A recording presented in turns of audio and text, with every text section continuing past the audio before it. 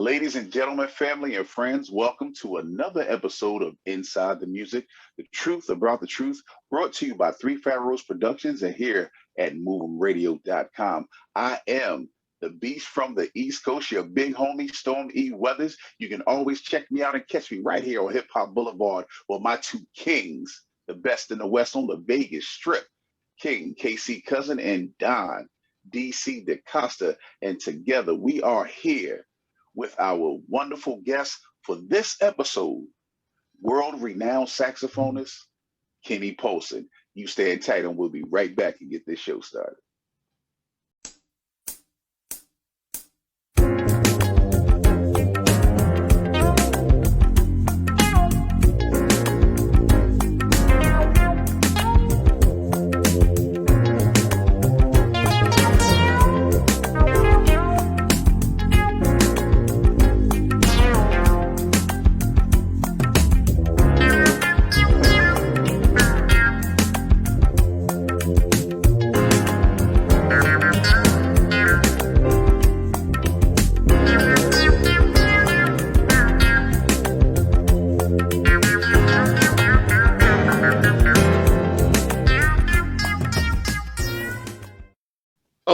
Okay, Mr. Polson. Yay. What's happening, man? Oh man, you know the deal. Just gotta keep moving. So where you located at now, man? What part of the country you in? I'm in Seattle, Washington, in the great Northwest. So, man, you have such a legacy going for such a young man. Well, thank you. Just trying to keep it going. You know the deal. So, Don, what you got to say? Well, what I got to say to Kenney is Kenney has a lot of exciting music, but Kenney comes to us having played in a lot of different countries. Kenney's probably played in somewhat of about 50 countries and played for some very important people. And one of them is a favorite of mine by the name of Phil Woods. Oh, yeah. Phil Woods. Nah, he's a favorite of mine, too. Phil Woods ain't no joke. The cat. Very few people know about Phil. So why don't you tell them what you did with Phil and tell us about all the important people that you've opened and played with? Well, Phil Woods is one of the heaviest of the heavies. He's got a beautiful sound alto player. He's got some of the best music that's out there. A lot of people, when they hear that Billy Joel tune, that most people associate him with that, those who know. Some people don't know. A lot of people don't know. Yeah, just the way you are, that's Phil Woods on that. But his stuff goes deeper than that, than just, that tune, He's been around for a long time. One of his students, I actually wrote some big band music for one of his students, and that's Chris Vidala. Chris Vidala, saxophone player with Chuck Mangione. Right. Chris teaches over at University of Maryland, which is really cool. And I've written some big band charts for his group, his jazz band at University of Maryland, which is really cool. But as far as opening for other people, I've opened for a lot of folks actually, looking to open for some more actually. But I've done some stuff, as far as opening with Rick Braun, Marion Meadows. There's so many of them I can't even think right, to be honest with you. And I have played with several of the cats too, like Michael Henderson, Wesley, Bruce Conti, You know who Bruce Conti is? Yeah. Bruce Conti is the guitar player with Right. Power. We just lost Bruce this year, actually. I didn't know that. Yeah, we lost him, man. It's really, really sad, you know. And then Roger Smith. All those people I named are also have also recorded with me, which is really cool. You know, kind of makes me feel good that I was in that kind of company. You know what I mean? Yeah. Well, very let's go back a minute. Okay. Let's go back a minute. What made you choose saxophone, and who were some of your people that inspired you as to wanting to play saxophone in the type of music that you play?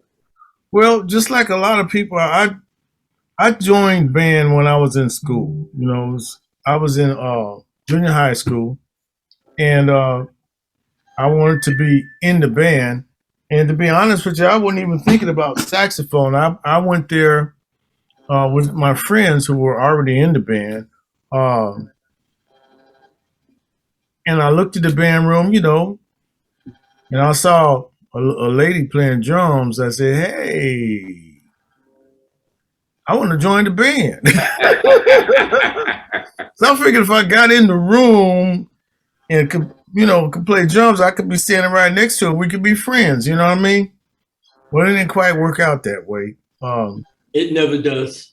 You know, he said, I ain't taking no more drummers. You know, I'm like, oh, shoot. And so he took me to this room. He said, you play anything on this table? Cause I walked around it. I'm like, okay, there ain't no drums on that table. He said, that's right, because I ain't taking no. I'm like, okay, all right. I said, I'll take that thing right there. What is it? He said, it was a saxophone. I'm like, okay. So I went home with that saxophone that very night. You know, came back a little frustrated the next day, and then the next day he showed me how the thing put together because I had everything wrong. Mouthpiece all upside down, reed on backwards. You know, I was like, this thing is broke. It don't even work. But after he showed me how it was supposed to go, I got my first sound. I was like, hey, I could get used to this. This is kind of cool, you know. And then I thought, well, shoot, if I played on this, I could still be in the room with my little friend. You know? And so that's how it happened, man. You know, we became good friends, and I got a chance to hang out with my friends along with that. And as time went on, I really started to fall in love with the saxophone. And so I started listening to a lot of people, you know. There's I'm trying to remember the name of the group. There was a group that had Baby I'm For Real. You guys remember that song? Yeah. There's a saxophone in there, and he doesn't play a whole lot, but the sound is sweet. Woo! And I was like, man, I want to sound like that, you know? And so I got into that, and then while I was doing it, you know, my mom has two brothers that are really into jazz. So I went up to visit them. I think it was, you know, one of those holidays where you get a week off, you know. And he said, yeah, man, you ever heard of Miles Davis? I'm like, who? I ain't never heard of him. He says, yeah, man, he's a trumpet player. I said, well, I play saxophone. He said, I'm going to want you to hear this trumpet player because he got a saxophone player. I'm like, okay. So I'm sitting down listening and stuff. And then the saxophone came in. I was like, whoa. There was two saxophone players. One of them played tenor, one of them played alto. Yeah, Coltrane, and the other one was Cannonball. Absolutely. And I got so lucky, man, that I was introduced to that so early. It just jacked me up, man. I was like, ooh, I thought the other stuff was good, but this right here is a real deal, you know. So I spent a lot of time, thanks to my uncles, both of them actually, listening to a lot of Coltrane, a lot of Cannonball. I got introduced to Sonny Stitt, Sonny Rollins. I mean, I can go on. You know, Gary Bartz. Ooh, Gary Bartz. There's some cats out there, man, that you know, you think it's the seventh wonder of the world. In fact, I think Gary Bartz is, you know, because he's still around doing it. You know what I mean? But eventually, later on in life, I way past all of that. I was very fortunate to go to Howard University, and Charlie Young was teaching there. He still is, as far as I know of. I think he still is. But he was really into Cannonball, and so he and I hooked up real good, and I learned a lot of Cannonball stuff through him, which is beautiful. You know what I mean? Yeah. You ever hear Cannonball Adderley's album, Cannonball with Strings? Ooh, I have that album. Yeah, boy. There's some orchestration on that. The arrangements are ridiculous. It's crazy, man. Foggy Day and all of that. Oh man, that's the stuff, man. That's the stuff. I'm hoping one day to be able to come out with something similar, because I'll never touch that. I mean, I'll never be a pimple on his butt. You know what I mean? I told you to me who you sound like, and you said there's no way in the world.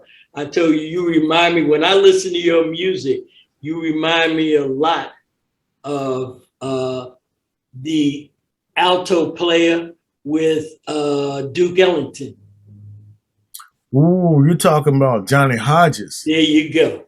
Ooh, man. That's a hell of a compliment. Yeah, it is, man. That's deep, man. I mean, I thank you so much, but I ain't even close to that, I mean, they called him Rabbit. Yep. Yeah. Man, Johnny Hodges was a cat, man. I listened to a lot of him too. There weren't too many saxophone players, especially alto players, that I didn't gravitate to, you know what I mean? Because when I heard any of those cats, especially the old cats, man, I listened, Charlie Bird Parker and everything. Oh, yeah. And then I was very, very fortunate. One of my good friends gave me this book and told me to start studying it. I'm believe it or not, I just started to get into it. Should have got into it a long time ago when he told me to. But that good friend that connected me together was James Moody. Yeah. So Moody, we didn't call him James or anything like that. We call him Moody. Yeah. There Moody, there I go again. There you go. That's what I'm talking about. Exactly. So there was a lot of years that Moody was my guy, because Moody kind of took me under his wing, and I learned a lot. I learned a lot about life by James Moody, But that's another story. Yeah. So what are you working on now, Kenny? What's happening? What's going on now? I got 2 projects I'm working on right now, believe it or not. I have one that I'm recording. Is another. I'm going back to straight smooth jazz, because 2 albums back were smooth jazz blended with R&B. So I'll call them R&B friends to help me out with that. And then the one that I just did for this year, who's been running this year, that's happening now, is Colors of Brazil. And I recorded about half of that in Brazil, in Rio, when I was living there. Then I brought it to the States and, kind of finished it up years later. But here we are. The stuff doesn't get old, right? You know what I mean? Yeah. So that was released this year. I'm working on another album. This one is straight smooth jazz. And I have collaborating with some smooth jazz artists on that one. And I'm hoping to release that top of the year. I don't know exactly what month, but let's just say top of the year. And I'm also working on a project with saxophone quartet. You might like this one. Saxophone quartet and full orchestra. So I'm writing all the violin parts. I'm writing the oboes, bassoons, trombone, all that stuff that goes with it, bassoon, all that stuff. English horn. You're having fun with the pencil. Oh yeah, I'm doing it.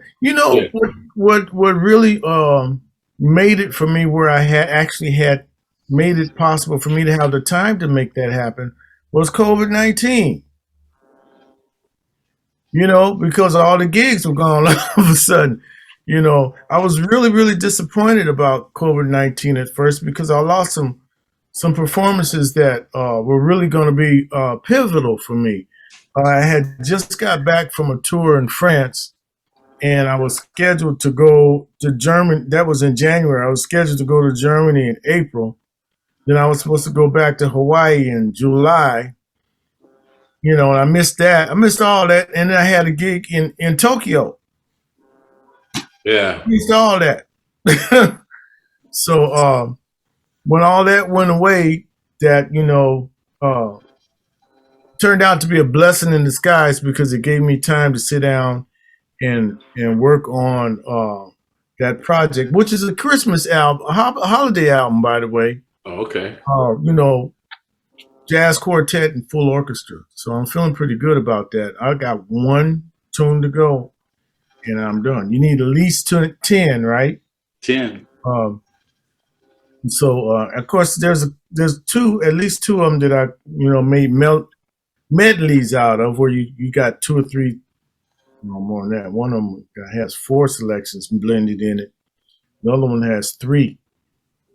You know, so that way when you perform live with an audience, where, you know, they get some of this, they get some of that, you know. And you know what? There's one tune. I hope I'm not talking too much. Yeah, that's what the show for. That's what the show for. Okay, there's this one tune that that I brought out, and I wrote it out for you know, the same instrumentation, but it was written by Gil Scott-Heron. Which one? It's the one that he's calling on. It has what's the title of it? I can't even remember it, because he didn't have Gil Scott did not have a holiday CD. Never did. He took that. He had this one CD out. I'm trying to remember the name of it right now. I got massive brain lock. I'll remember it as soon as we go off air. You know how that goes. But he had a regular CD, and I can see it. It's a black and red cover, and he put that one tune in there amongst all those other selections, and it kind of felt like it was buried in there, you know. But it was What's the melody, man? You can't remember the title. What's the melody? Mm-hmm.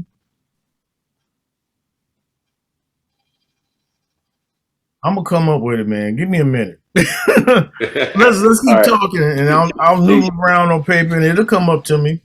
Kenny, I have a question. You said that the COVID pandemic, although it hit you monetarily, like it did most of us that perform in gig work. I myself, as a stage performer as well, and a producer of stage performances and productions, that gave you an opportunity, like it did me, to come up with some other things. I created a couple of other podcast platforms while sitting on the porch, sitting home, just watching the days go by, and things of that nature.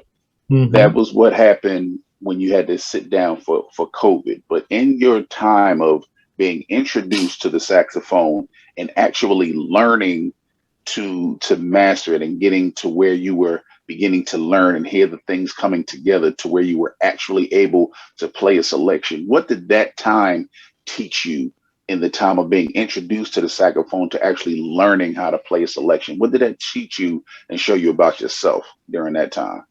You know what I learned more than anything? Patience. Patience turned out to be a big thing. Yeah, I think I might have been too young to even understand what patience was all about. You know what I mean? But I knew that if I kept at it, that eventually at some point, the sound that I was hearing in my head would at some point come out of my horn. Whether I had the technique to do all that fancy Charlie Parker stuff or not, the sound was what I was yearning for and looking for and looking for. You know, when you meet a saxophone player, a lot of people don't realize, but us saxophone players, we got boxes of mouthpieces that we try out. And, you know, we might play on a mouthpiece for 2 years. We might play on it for 2 months. Who's that we had on the show just recently? You're talking Art about Sherrod. Art Sherrod. Yeah. Okay, I've heard that name before. Yeah, we were talking. Yeah, man, I'm gonna tell you something. No, I was just saying we were saying the same thing about the mouthpieces. You know. That's right. That's right. We have boxes of sometimes we call them dead mouthpieces, but there are mouthpieces that we've tried to get that sound that we hear. We hear a sound in our ear, and the sound that we go for, nobody else sounds like that. Well, it's Kenny, your sound. The hard part is getting it out. Kenny, not only do you have boxes of mouthpieces, you got boxes of reeds too. Absolutely. Different types, different brands, and and we try to make them all match up. Some of them don't. You got the plastic ones? I have plastic ones. I use plastic coated ones actually for my soprano.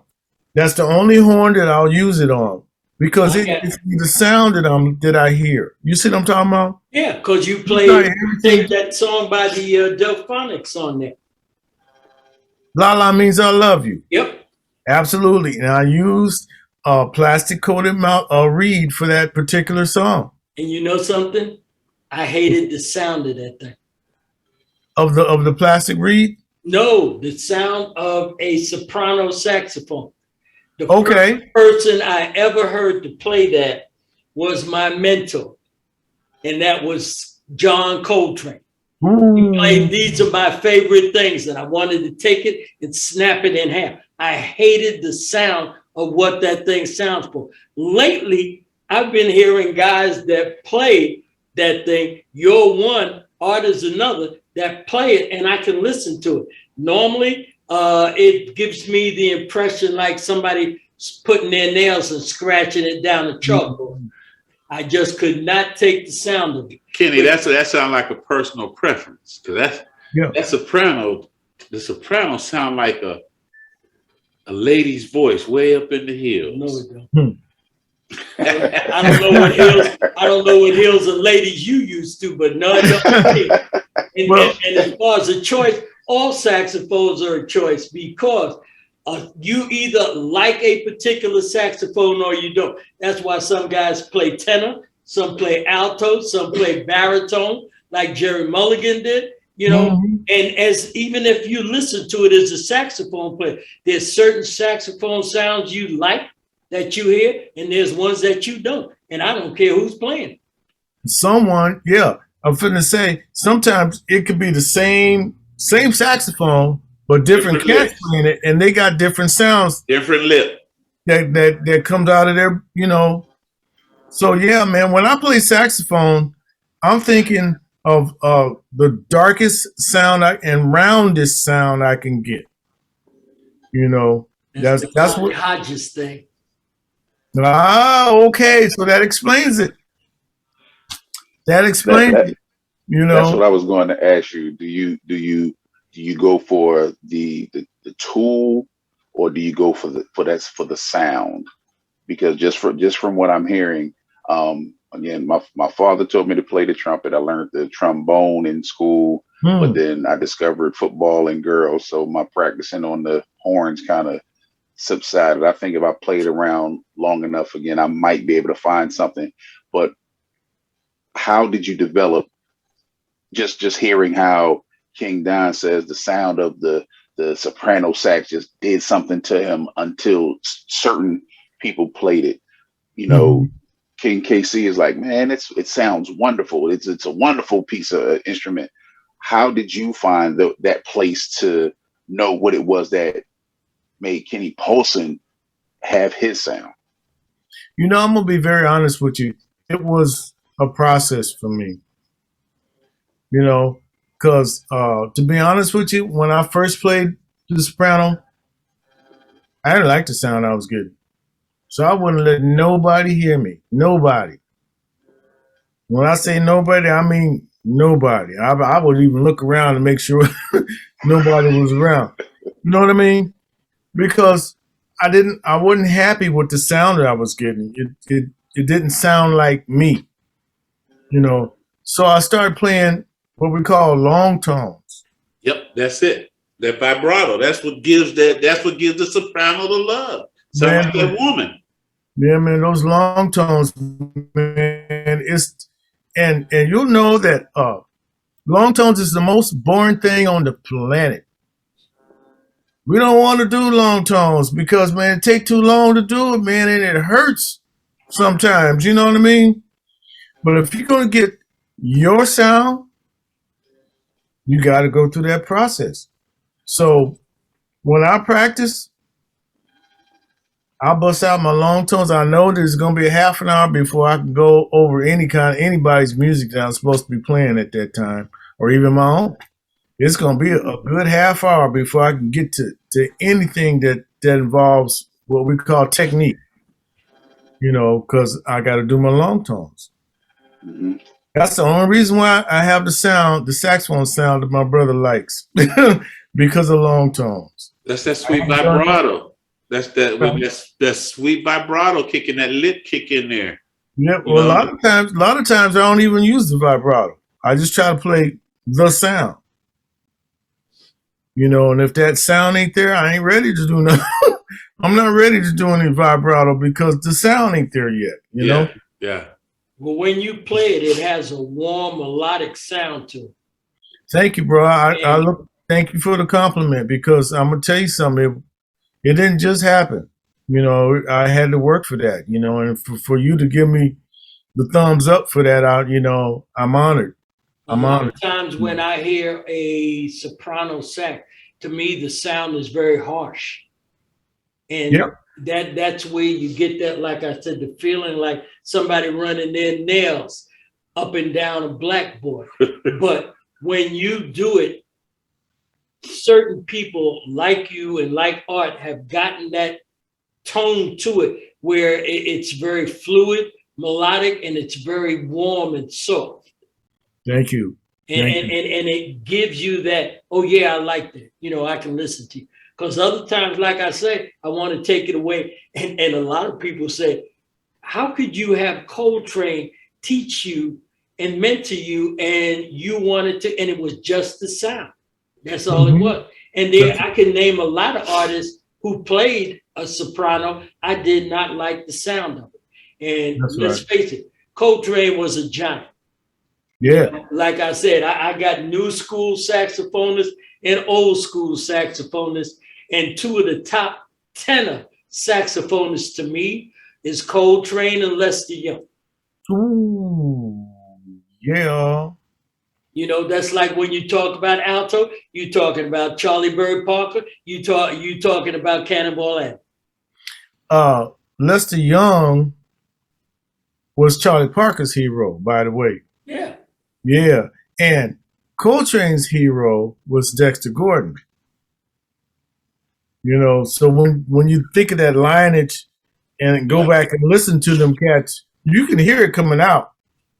Yeah. You know, you got to be attentive, especially when you listen to Coltrane and Dexter, because the approach is the same, but the sound is different. Yeah. Well, I'll tell you, another student of Coltrane's was Pharoah Sanders. Oh, yeah. Yeah. Pharoah Sanders was a bad brother, and that's why I say you got new school and you got old school. You know, now if you go new school, you got cats like Kurt Whelan, Everett Hart. There you go. Yeah. Yeah, I know exactly what you're talking about. Everett Hart went to school with Charlie Young at North Texas. You know, there's some bad dudes, man. They got the technique down, boy. Exactly. You can tell their technique, you can tell their sound, but you can tell certain influences, but you know they got their own thing. You know, that's right. I noticed there was a lot of people did not like the sound of Eric Dolphy. A lot of people that I know said Eric Dolphy playing was like the nails on a blackboard. Oh, but I love the sound of Eric Dolphy. Him, Gene Ammons. I mean, you got a lot of them. Yeah, Jug. Yeah, man, I'm going to tell you something. When it comes down to Eric Dolphy, I'll tell you what got my attention with him was that bass clarinet. Yeah. When he played that bass clarinet, I'm like, you got it, bro. Because now on that instrument, he got a warm sound. And which I thought was very interesting, how he would get that nice, round, warm sound on the bass clarinet, but when he played alto, it was a different approach. I'm trying to figure out how he did that. You know what I mean? Yeah. And that was exactly what I'm talking about. When he played alto, there were just a lot of people that felt the sound was harsh. Mm-hmm. Yeah, well, he had his aggressive moments. We all do, right? Absolutely. You know, but yeah, you gotta respect them cats, man. And I love all of them, man. But each saxophone has its own sound too. I played a C melody, and I know a lot of people that hated the sound of C melodies. Mine got away from me. I wish I still had it. And I like the sound of that. I had saxophone. My brother-in-law asked me why would I play that? And he played tenor. Why not? And hey, listen, Stanley Turrentine was a hell of a saxophone player. My brother-in-law could play the hell out of that sax. But let me tell you, he said, I have no idea why you would pick up a C melody. I just happen to like the sound of it. Can't complain. Can't complain. Everybody got their thing, right? And everybody gets a different sound from each one. That's the thing. Some people get a sound out of an alto they can't get out of a tenor or a soprano or a baritone. Yeah. All in the lip. It's all and that's the other thing. All in you the lip. Can't stop playing. Somebody asked me, well, why don't you go back and start playing again? I tell them because I don't have that cartilage on the bottom of my lip. Huh. And if you lose that cartilage, that saxophone gonna hurt when you put it in your mouth and have it there for 5 or 10 minutes. Yeah, try some long tones on that.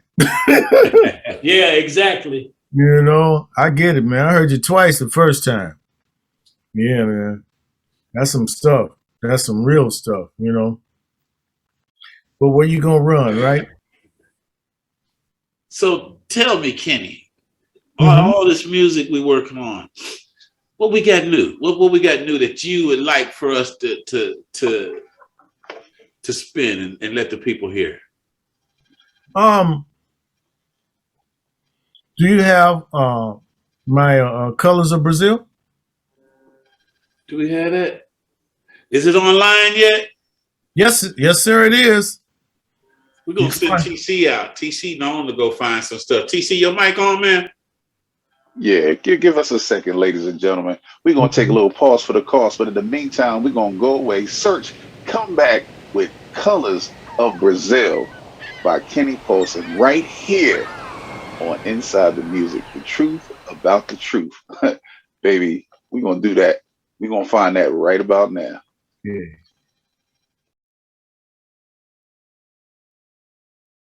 Your booty bounce, boom, boom, boom, boom. Ranky dollar never tell free lie. So many talk na lie.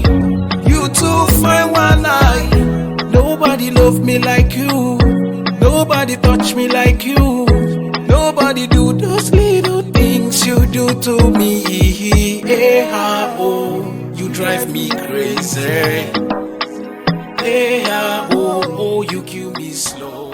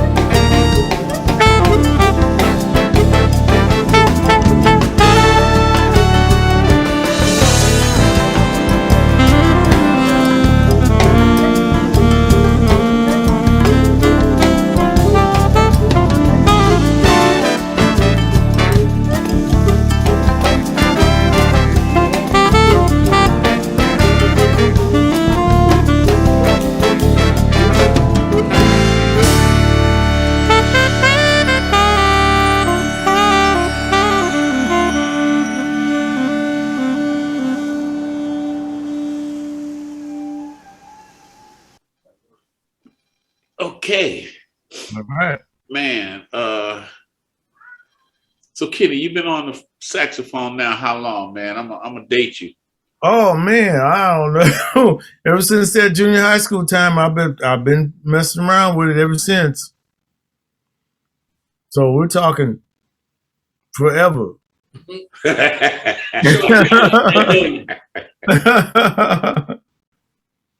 Plain and simple. It sure feel like that, don't it? Yeah, it does. So yeah, if you can find Caravan, get some Duke Ellington in there. Well, you got another one that's really nice too. That's kind of like my favorite. What's that? Black Swan. Black Swan, yeah, that's another one. That one's on the For Lovers Only album. Yeah. Did you see the video on that? Yes, I did. All right, then I ain't seen nothing. I saw the swan dressed in black. Yes, I did. Yeah, there you go. Yes, I did. Yeah. So Kenny, you were speaking about all the gigs you lost during the pandemic. How's that going, man? You back to working? You back to gigging? I'm not back to gigging. One thing that's been good for me is the fact that I'm also a school teacher, and so that's what has been keeping me afloat on the financial side of things. So wait a minute. So you talking that school thing, man? How you enjoying the school thing with this new COVID world? It's very interesting. We go to school with we put I call them costumes. Everybody got their masks. I call them costumes. We got to have our costumes on. You know what I mean? Yeah. So I go to school with my costume on, and I just teach like I'm supposed to. Sometimes I can hear what everybody's saying. Other times it sounds like gobbledygook. What you say? Can you stand up and say it louder so we can all hear it? Can y'all hear me? Sound like Charlie Brown. Yeah. Yeah, that's right. That's right. Yeah, it's just kind of weird, man. But you do what you got to do, right? You make that lemonade. So I'm hoping that we could put a tour together for the summer, and just keep right on going after that. I got 2 more years of teaching, and then I'm just going full time, That's when I get to get real serious. I hear you. So Play more long speaking about school, while we on school with the children, do your students have any inkling or clue who you are? No, I don't know. I don't go there with them. Okay. Except, there's a couple that do know, because I had one student come up to me and say, "Mr. Polson, I saw you on the YouTube." And I was like, busted,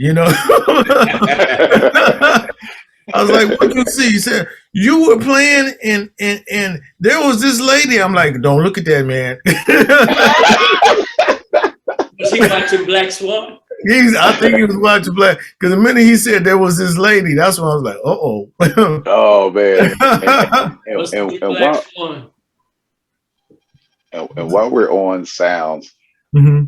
when y'all were talking about finding your sound and things like that, where were you, or what was a place outside of, once you knew you had it, once you knew that you had your lane and you were set, where was somewhere that you performed and heard yourself perform and had to kind of step back and say, "Man, I did that." When you found that you thought you were at your place, but you were somewhere performing or doing something else, and you just hit some notes and hit a mark or hit a vibrato or hit something, when you were just like, at the end of it, you impressed yourself. You know what? This is confession time, isn't it?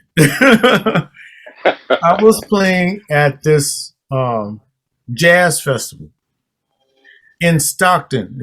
They called it Jazz on the Waterfront. Yep. And I had like 2 or 3 tunes that for me, and it doesn't always happen. When you play, you hear certain things, and sometimes it comes out. Sometimes you get close to that, and it's good enough. It's good, you're happy with it. You go along with it. But I had like 2 or 3 tunes back to back where everything was right there, and I just couldn't believe it. I had a beautiful time with it. When it was over, I don't mind saying this, because ain't no macho in me.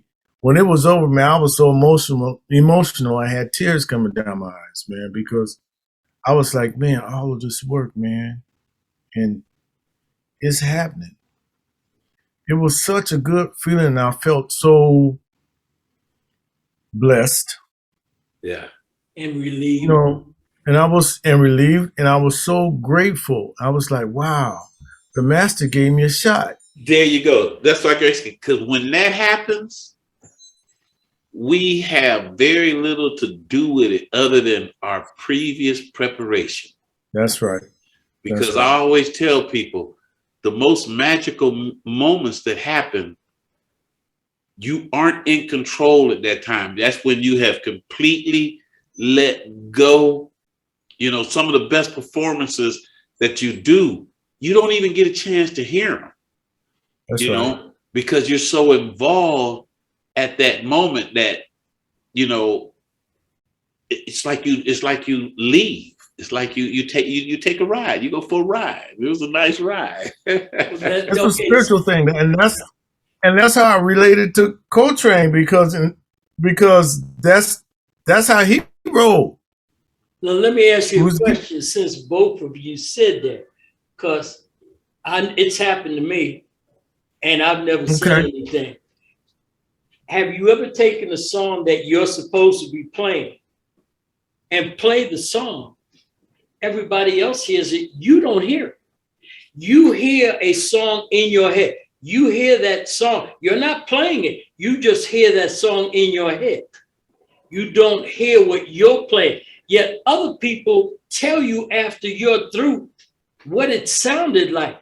Yet you didn't hear that. All you could hear was a song in your head. And that was not the song that you're playing. You're playing something by hand. You're listening to something in your head. And the two, you don't know that the two are the same. That's right. That happened to me, believe it or not, at a rehearsal. And the guys, after I got done, they were like, whoa, man, was the tape running? I'm like, yeah, that's gone. What you talking about? Man, you went someplace else and it was cool. I'm like, I did? Yeah, where did you go? Where did I go? Yeah, And what's good is if it's recorded, because they did record it when I did that, they recorded it, and you listen to it, you don't believe that's you. You go like, damn, that's what I heard in my head, but that wasn't what I was playing. That wasn't me, but it was. That's deep, ain't it? Ain't that deep? Yeah. It's funny because when I was young, I was trying to find my voice, and I had one of my friends, close friends, passed away recently. He used to call me a magician. And I say, I'm not a magician. I'm a musician. He say, nah, man, you a magician. He say, because when y'all get up there and you start doing what you do, it be magic, man. He say, because half the time when you do what you're doing, your eyes closed, your head is up in the air, and you ain't even there. Y'all magicians. I say, all these years, I never understood what you were saying. But yeah, like I tell people, when I write music, my best songs are like making love. It's when it's over, it's over. And if it was good, it was good. That's right. Now we can go back and review, and we can correct some things, and we can add some things, and we can sprinkle some stuff. We can add some horns here, some strings here. But the major movement, it's like making love, man. If you plan that next love movement, you better be to practice that bad boy a whole lot. You ready to go. You better be practicing a whole lot. Other than that, it's all flip and fly. You know, when you come off, you in the air, you out there. You know. Yeah. I'm jealous. I'm jealous. Why? I'm jealous, man, because y'all did that playing these instruments, and I love the sound of a horn. That's actually what helps me to go to sleep. But people think my favorite genre of music is R&B or hip hop. Being as a rapper, most folks know me as a rapper, but they have no idea it's jazz. And because it did something to me as a child, I don't know, it just did something to me. I think it might have been Miles, it might have been Coltrane. It was just something that I just never forget. One day I was just moving and doing something around the house, and I heard these horns, and I just stopped, and I just wanted to hear that.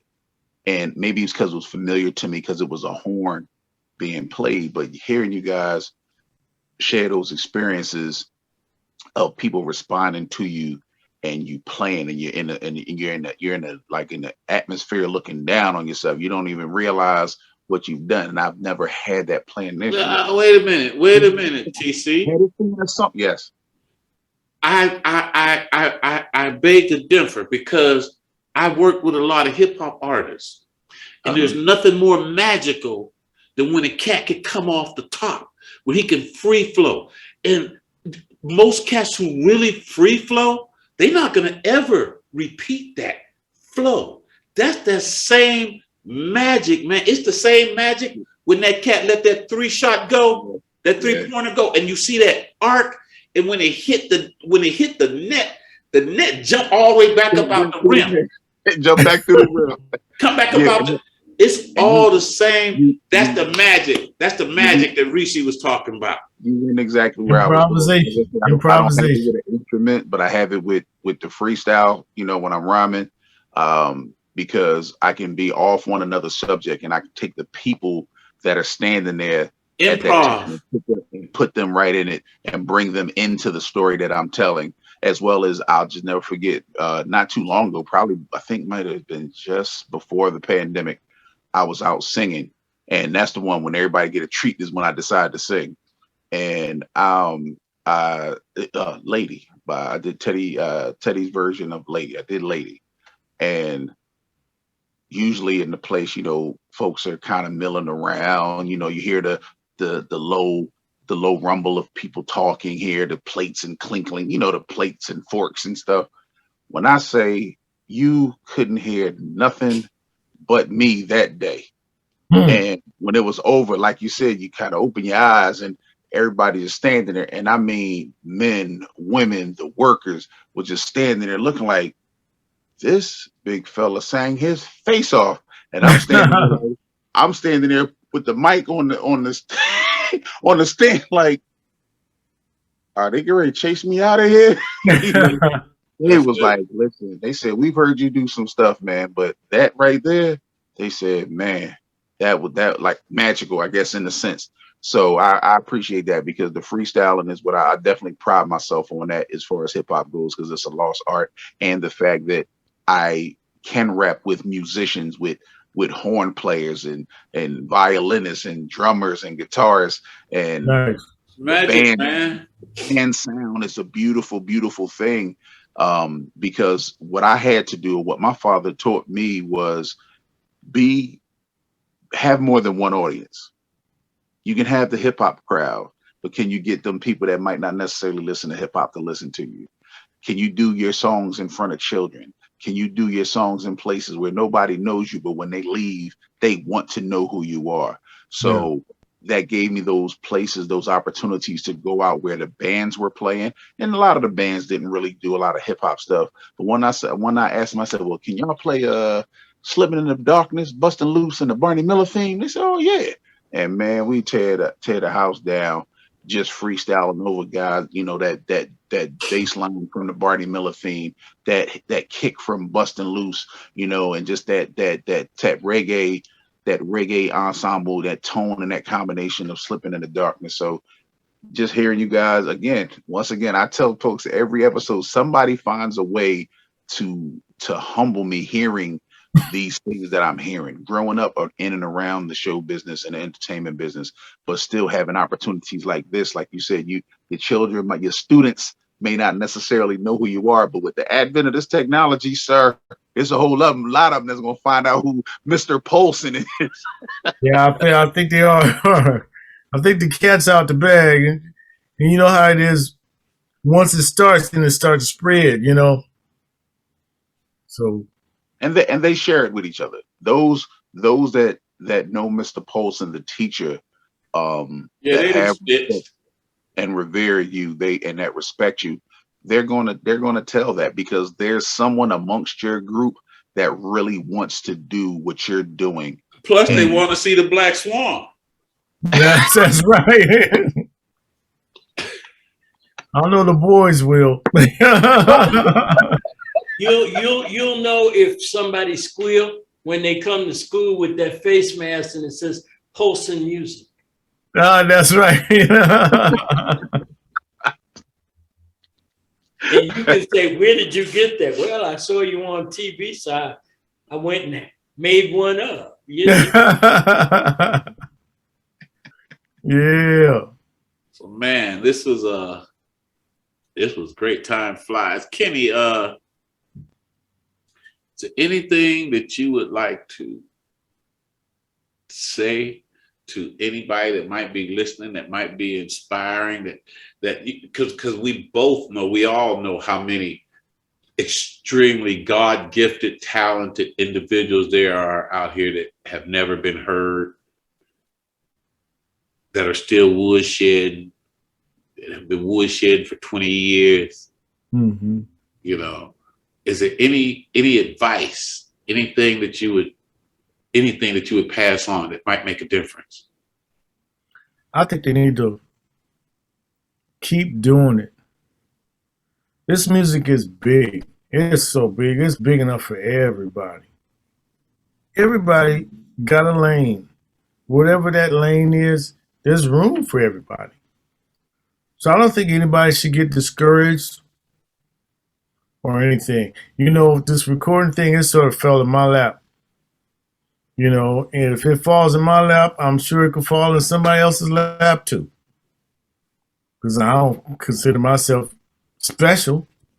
I don't do anything no different than anybody else is doing as far as I'm concerned. I'm just blessed to be here, blessed to have had the opportunities I've had. And hopefully, there's some more for me out there, But I think everybody, no matter what instrument they play, no matter what that dream is, don't ever give up on it. Just keep doing it. Because we were all brought here to do something. And if you have discovered that music is what you were brought here for, then do the music. Don't worry about the other stuff. Just do it. So that way you can feel good about you. So your family can feel good about you. So you can leave your legacy for your people, no matter which way it goes. That's what I really want to share with people, because it's important. It's important that you keep doing what you do. Okay, and also, before we go, the name of this project is supposed to be coming out the beginning, top of the year. You got a name on it yet? No, I don't have a name on it. I have a mentor, and everything that I do, I share it with him. And every title for the project, I pass that over to him, because my job is to make the music. Yeah. And for me to act like I know about marketing, for me to act like I know about promotion, I'd be fooling myself if I try to act like, oh yeah, this is what we're going to call it and this is what we're going to do. Woo, woo, woo. That don't make sense. Let the professionals do that. And my job is to be humble enough to not get the big head to listen to other people's opinion. especially those who I trust. You know what I'm saying? And so I have no idea. I name the tunes, of course, I do that. But the project, I don't do that. I stay out the way. I don't even, you know what, on all the artwork, I don't mess with that either. I have the professionals do that. I mean, everybody got a lane. I try to stay in the videos. Believe it or not, Black Swan, I didn't direct none of that. I didn't say this we're going to do, this is what we're going to do. I was like, okay, where you want me at? What clothes did you want me to wear on this? Okay, so I had to do a change of clothes. I brought some stuff with me. That's me. I go along with the program. I stay in my lane. You know what I mean? Because I'm not the professional. What's that? I said it was working for you. Yeah, I mean, here's the thing. You got to trust people, and you have to learn to let go. Kenney, to be successful as an artist, that artist must have a team. Like you said, right. You do the music and they do what they do. That's right. When you take away time from what you do in music to be successful, to do other parts of it that is not your lane, you mess up the things that you are good at. That's right. I think it's good to know how the stuff goes. Yeah. I think everybody should know how the stuff goes. Okay. But to try to do the stuff. Yeah, there's too many hats. Get out the way, man. Get out the way. Stay out the Kool-Aid. I have to say that on set sometimes. I have to say that on set sometimes when we're doing our films or TV shows, what have you. It's like, again, we're on a particular circuit because everything's not on network television or streaming yet, Mm-hmm. And because it's so fancy free on that level of that independent level, and because some people are receptive, but you get to a point where you start wasting time because you have all these directors that say, I have to tell folks, we have a director. If your job is to act, please act. Yeah. You have an assistant director. There you go. If your job is to act, please act. That's it. If your money is not on the table making this thing happen, please just do your part. Please get out the way. A lot of time. Memorize your lines, and then we can get through what we got to get through. There you go. There are times on productions when I'm just there as talent. There are other times when I'm there as a producer. There are times when I'm there as a director, and you kind of give people a little bit of leeway, but it's like you get to a point where you need to be quiet so we can do what we gotta do and get the hell out of here. Now that's what I call taking care of business. I've had in my whole teaching career, if you add up all the students I've had, it'd be thousands. Yes. But every last one of them know my motto. Take care of business, or business will take care of you. Amen. Yeah. Amen. Some of them, all I had to do is say, take care of business, and they'll know they'll repeat the rest. Yeah. Yeah. Well, that's good. So we're going to take care of some business right now. I think it's about time for us to get ready to start closing. So any I like that. I would like to end that for you, that taking care of business for business takes care of you. But is there any other last thoughts that the Kings have before we close out? No, man. I just really enjoyed this conversation with Kenney. Like I've said many times, through Inside Music, we're getting an opportunity, like you said, TC, we're getting an opportunity to talk to individuals that we've only heard about. We know them through what they've done. We don't know them as people. And a lot of times to get that hour to sit down with hours, a lot of time to sit down with a person, you can find out a little bit about them, and this was another one of those situations where like, Kenney, you got to come back on. And next time we're going to talk about that stuff you didn't want to talk about. Huh? Okay. Okay. I'm with it. Yeah. The road stories. Yeah, okay. All right, we can do that. Guys, I want you to know that I'm very grateful that you invited me to come and be a part of this. And I'm very happy to have been part of your evening, man. It's very humbling, and I just want you to know I appreciate it, and I look at it as a great opportunity to share with some beautiful cats, man, and maybe some people who are listening to this. I'm happy to be here, and thank you so much for the invitation. I just want you to know that I appreciate it. No, we thank you for being here, man. Well, Kenny, you have an open invitation, brother. And I tell you what, when you finish that project that you're working on with the strings and you're writing all the charts for, Oh yeah, come on back and bring it to us, brother. And let's talk about that. I Listen would to love it. to. I'd love to do that one, especially that one. Yeah, I know. So, like I said, when it's done, you ready to release it to the public? Come on back and let's release it here and talk about it. And let everybody know that it's All coming. right, sounds Okay? good to me. I'm with it. Appreciate you, brother. Totally with it. TC, All right, thanks a lot, guys. All right, take care, Kenny. Thanks. TC, Thank get you. us out of here, man.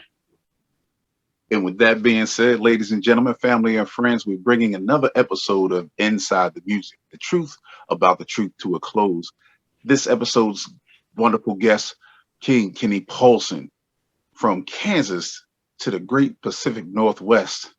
He's out there in the middle of a storm, but he definitely brought us some sunshine and some good information on this episode. We like to definitely thank him for the nuggets that he gave us about patience, about working hard, about taking your dream and manifesting it over the course of time, even knowing when to step back and let somebody else do their part while you're doing yours. You can't go wrong, because as the brother said, take care of business or business is going to take care of you. So once again, ladies and gentlemen, I am your host, the beast from the east, out here on Hip Hop Boulevard, TC Caldwell, BKA, your big homie Stormy Weathers. And I came to you with the best from the west, the kings from the Vegas Strip, King KC Cousin and Don DC DaCosta. And as always, Inside the Music, the truth about the truth, is brought to you by Three Pharaohs Productions, MovemRadio.com, Studio 204, 176, Source 3 Entertainment, as well as Stormy Weathers Entertainment, who in partnership with Big Man Entertainment got me in my lab. You see my screen, you see my speakers, you see we got it cracking right here on Hip Hop Boulevard and on the Vegas Strip. So with that said, peace and do the right thing, because it's the right thing to do. Holla at your big homie. Always around.